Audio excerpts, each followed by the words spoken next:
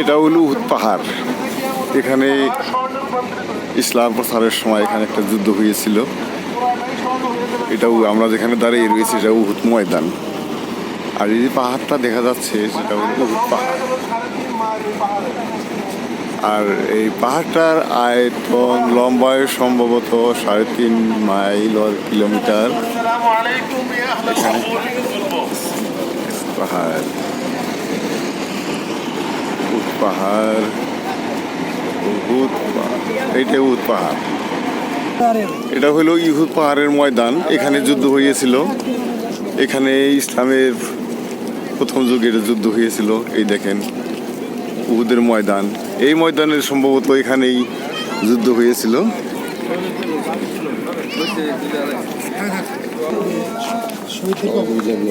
উহুদের ময়দানে যে যুদ্ধ হয়েছে সেই যুদ্ধে 70 জন সাহাবীর শাহাদত বরণ করেছিলেন। তাদের কবরস্থান এইটাই সেই কবরস্থান।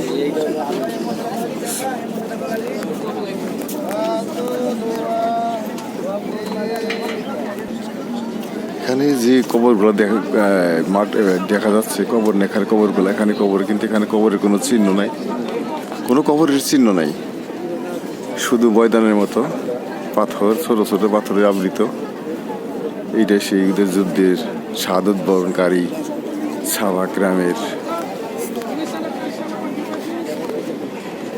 গোরস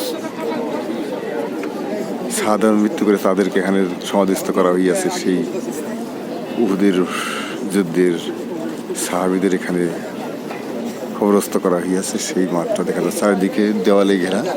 এইখানে সবারই সমাধি আছে এখানে।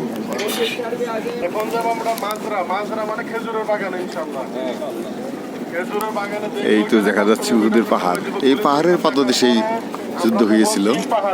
এইটাই সেই উহুদ পাহাড়। এই পাহাড়ের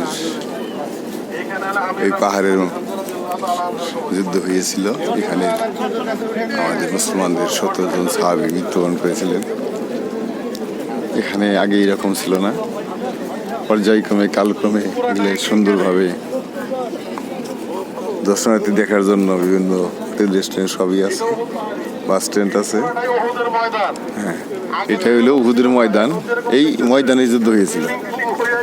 দেখেন এই যে এইটা পাহাড়ের পাদদেশে এখানেই যুদ্ধ হয়েছিল। যুদ্ধ হয়েছে। এই দেখেন চারিদিকে পাহাড়, সামনে খেজুর গাছ দেখা যাচ্ছে।